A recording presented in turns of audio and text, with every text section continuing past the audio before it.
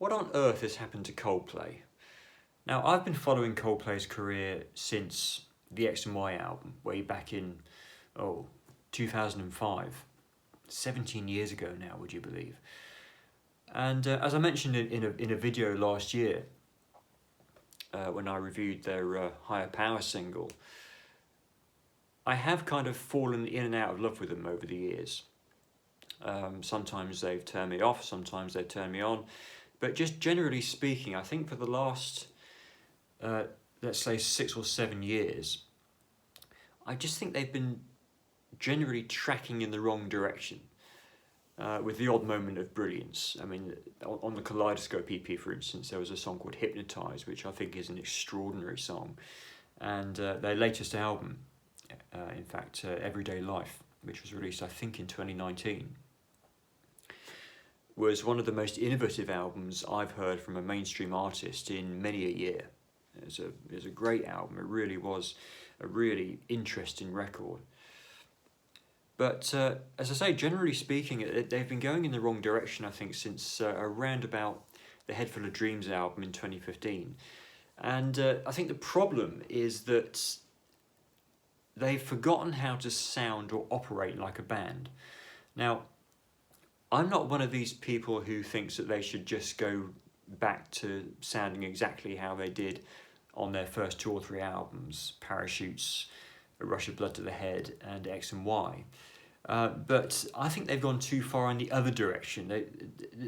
There's no feeling that there's a band playing on their songs anymore. There's too much electronic production. The production on the songs just seems to be too big, and it blots out the feeling of the 4 guys playing together.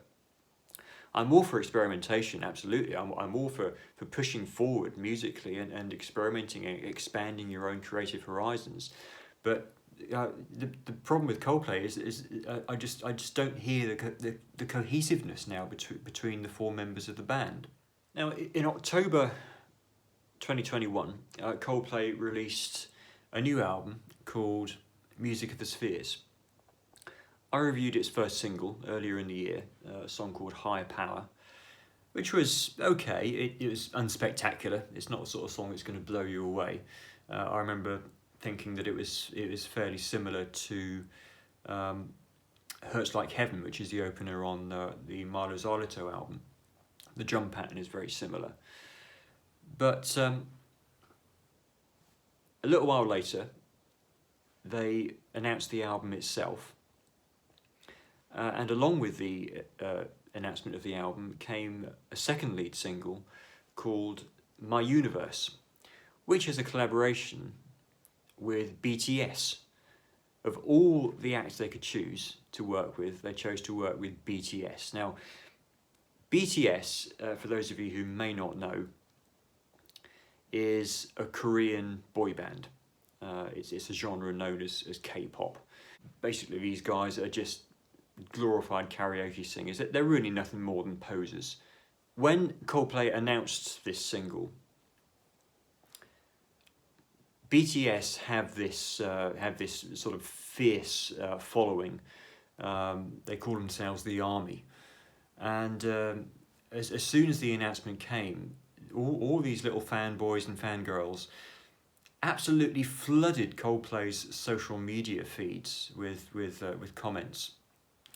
And I was really having a hard time looking through these comments, trying to find comments from actual Coldplay fans to see what they actually thought of this thing, because I did listen to My Universe, and the parts of it where Chris Martin is singing are okay, but then BTS come in, and it's just,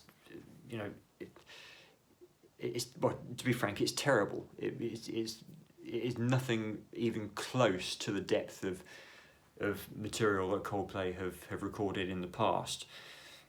But the BTS fans are so obsessive about the band that all of the singles, all of the physical CD singles that they released of My Universe were gone in the click of a finger.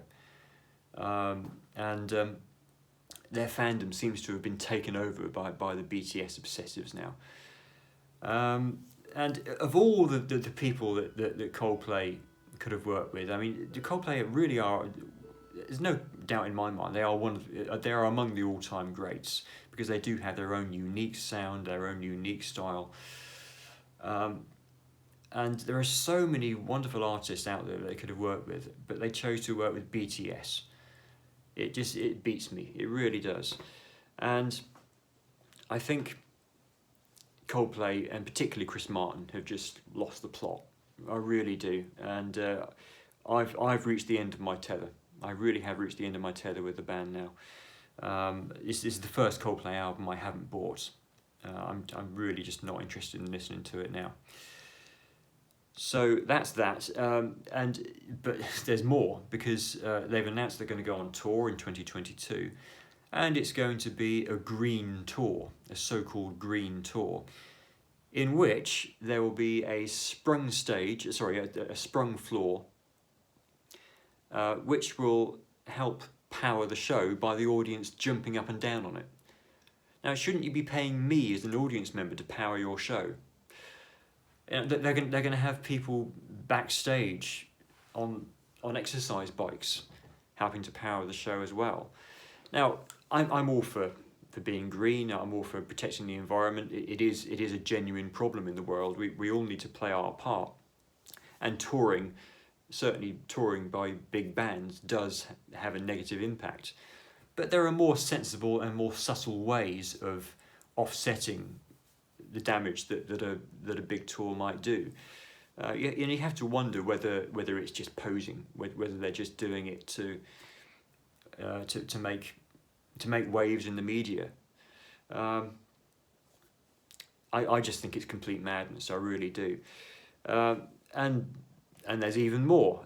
They've recently been in the headlines because they've said they're going to stop making music in 2025. Since when did musicians put a date on when they're going to stop making music? I just think it's ridiculous. The creative drive in a musician should be something that's outside of your control. That's my experience anyway. You can't just put a date on when you're going to stop writing songs and when you're going to stop being creative, because writing songs is how you push yourself forward creatively. It's how you expand your horizons. And so to say that you're going to stop making music at a certain point is just daft, in my opinion. But yeah, I really do just think that Coldplay have lost the plot, and I'm afraid, as far as Coldplay is concerned, right now, I'm out.